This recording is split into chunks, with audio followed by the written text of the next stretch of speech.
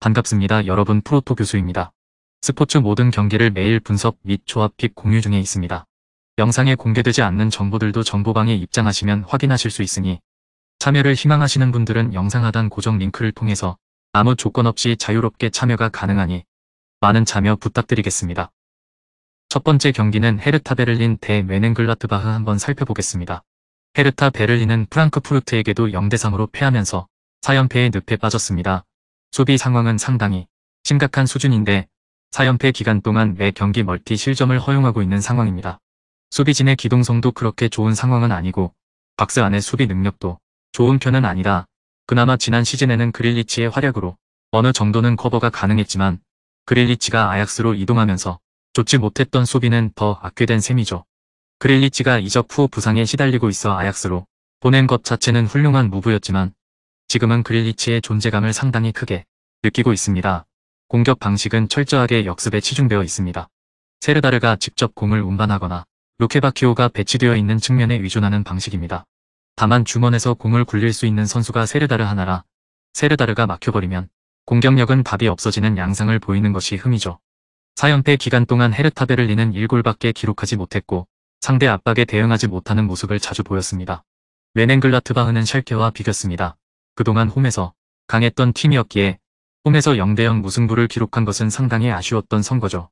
파르케 감독이 공격적으로 나서면서 나름대로 공격력에서는 강점을 보이고 있지만 샬케의 수비에 찬스가 많이 무산된 것이 아쉬웠습니다. 그래도 슈틴들, 휘랑, 호프만 등 뛻헨글라트바흐를 지키고 있는 삼각 편대의 컨디션 자체는 좋은 편입니다. 파르케 감독은 매 경기마다 물러서지 않는 축구로 공격적인 스타일을 추구하는 감독입니다. 때문에 상대의 라인을 계속 뒤로 밀리게 할 역량 자체는 가지고 있다고 보는 편이 낫습니다. 물론 이로 인해 수비적으로는 약점을 보이는 경우가 잦은 편이죠. 지난 경기에서도 경기 주도권은 잡았지만 샬케에게 내준 슈팅은 19개에 이르렀고 샬케의 공격 효율이 올 시즌 최악이고 박스 안 슈팅을 어느 정도 억제했기 때문에 무실점을 기록했다고 보아도 될 것입니다. 물론 상대 에이스를 꾸준히 압박하고 라인을 뒤로 밀리게 한다면 불안감을 어느 정도 상쇄할 가능성이 보이기는 하나 실점 가능성을 아주 닫으면 안 될 것입니다. 헤르타 베를린이 수비적으로 너무 난조라 뛻헨글라트바흐의 승리를 점치는 것이 옳을 것으로 보입니다.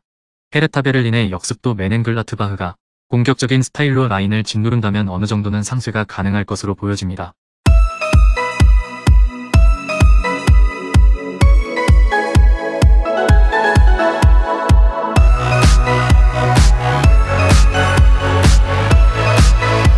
두 번째 경기는 쾰른 대 프랑크푸르트 한번 살펴보겠습니다.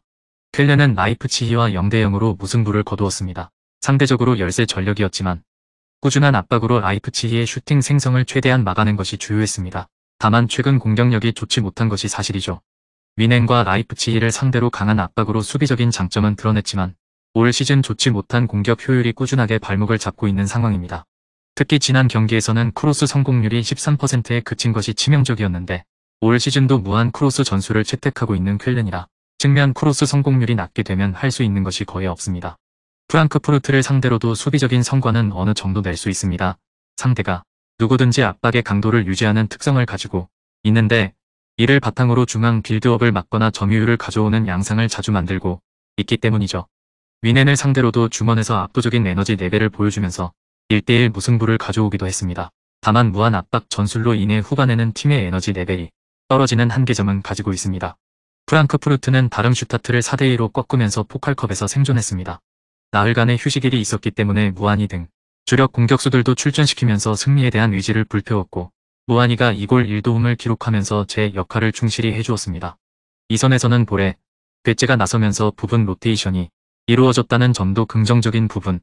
아무래도 올 시즌 프랑크푸르트 이선의 핵심은 린드스트렘이라고 할 수 있고 이 선수가 체력적으로 부담을 덜 수 있다는 점도 상당히 다행입니다. 올 시즌 가나다 린드스트렘 라인의 구축과 무하니의 결정력으로 인해 지난 시즌에 비해 공격의 다양성과 파괴력이 확실히 늘어난 것은 확실한 상태입니다. 다만 쾰른이 거센 압박으로 프랑크푸르트의 빌드업을 최대한 억제하려고 할 것이고 중원에서 뺏기고 뺏는 싸움이 이어질 가능성이 높아 경기 주도권이 프랑크푸르트 쪽으로 아주 넘어가지는 않을 가능성이 높죠. 물론 프랑크푸르트도 압박 그물 형성에 탁월한 포메이션으로 상대를 순간적으로 압박하는 능력이 뛰어난 타입이라 주도권 싸움에서 아주 밀리는 양상도 만들지 않을 것입니다. 쾰른은 크로스 위주 전술을 쓰는 팀이지만 지난 경기에서의 크로스 성공률은 상당히 실망스러웠던 것이 사실. 좋지 못한 공격 효율을 해결하기 위해 데려온 젤케의 이탈도 쾰른에게는 상당히 뼈아픈 대목입니다. 쾰른이 프랑크푸르트를 압박으로 최대한 방해하겠지만 중앙 공격력이 뛰어난 프랑크푸르트가 오히려 쾰른이 비운 공간을 활용할 가능성도 충분할 것으로 보여집니다.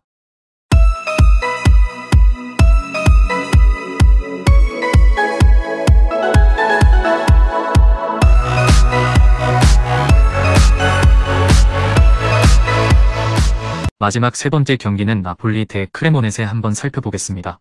나폴리는 점점 스쿠데토가 품에 다가오는 중 3월에 라치오와 아탈란타와의 연전이 예정되어 있기 때문에 크레모네세, 사소울로, 엠폴리로 이어지는 2월 3경기에서 모두 최상의 결과를 가져와야 할 것으로 보입니다. 이미 크레모네세에게 벌미를 잡혀본 적이 있었습니다. 컵대회에서 2대2로 무승부를 거두고 승부차기에서 져버린 코파 이탈리아 경기였는데 경기가 꼬일 기미가 보이자 김민재 등 주력 선수들을 대거 투입했음에도 크레모네세의 저력에 당하고 말았습니다. 물론 선발 자원들이 경기 시작부터 나올 이번 경기에서는 그때와는 다른 경기력을 보일 가능성이 높기는 합니다. 물론 지난 스페치아전 3대0 승리에서도 선수들의 컨디션이 썩 좋아 보이지는 않았죠. 전반적으로 집중력이 떨어지는 모습이었는데 상대 수비에서 실수가 자주 나온 덕에 겨우 승리를 거뒀다고 볼 수 있었을 정도입니다. 그래도 선제골이 터짐에도 지키기보다는 라인을 더 올리면서 상대를 공략하는 특성의 무서움은 잘 보여주었다는 점은 꽤 긍정적으로 볼 수 있었던 대목입니다. 크레모네세는 아직 리그에서 승리가 없는 상태입니다. 컵대회에서는 나폴리에 이어 로마까지 잡으면서 돌풍을 이어가고 있고 경기장 내에서 보이고 있는 경기력도 승리가 하나도 없을 정도로 처참하지는 않다는 평인데 운이 따라주지는 못하고 있는 상태죠. 중앙을 틀어막고 거친 태클까지 불사하는 후방에서의 압박 능력은 꽤 괜찮다는 평가입니다. 이 방식으로 로마의 전개를 방해하면서 승리를 낚아온 만큼 전술 수행 능력은 상당히 훌륭한 상태입니다. 앞서 언급한 꽤 좋은 경기력 역시 크레모네세의 압박 시퀀스와 조직적인 전술 수행 능력을 높게 평가한 대목이라고 할 수 있을 것입니다. 결국 디테일에서 떨어지는 것이 리그에서의 난조의 원인, 슈팅으로 이어지는 실책 수치가 리그에서 두 번째로 높고 압박에서 이어지는 공격 찬스를 골로 연결시키는 빈도도 너무 낮습니다. 단적으로 올 시즌 크레모네세보다 공격 효율이 나쁜 팀은 최악의 경기력을 보여주고 있는 삼프도리아 하나뿐입니다. 그나마 오케레케가 잡는 찬스에 비해 많은 골을 넣어주고는 있으나 나폴리를 상대로 크레모네세가 전방으로 많은 찬스를 만들어줄 수 있을지는 의문입니다. 나폴리의 승리가 유력한 상태입니다. 크레모네세의 경기력이 리그에서 승리가 없을 정도로 처참한 상황은 아닌데 전술적인 수행 능력에 비해 디테일에서 떨어지는 것이 승부를 가를 가능성이 높을 것입니다. 크레모네세가 나폴리의 전개를 방해하는 모습 정도는 기대할 수 있지만 떨어지는 골 결정력과 잦은 수비 실책으로 인해 종국에는 승리를 내줄 시나리오가 유력합니다. 금일 경기들은 이렇게 알아보았습니다. 좀 더 다양하고 많은 정보를 원하시는 분들은 영상 하단 댓글에 링크 클릭 후 문의하시면 아무런 조건 없이 정보방 입장 가능하니 입장하셔서 정보 받아보시길 바라겠습니다. 그리고 영상에서 리뷰하지 않은 디테일한 정보와 조합픽은 매일 교수 정보방에서 공유하고 있으니 꼭 참여해보시길 권장드리며 이번 영상은 여기까지 하겠습니다. 시청해주셔서 감사드리며 늘 여러분들의 건승을 기원합니다. 감사합니다.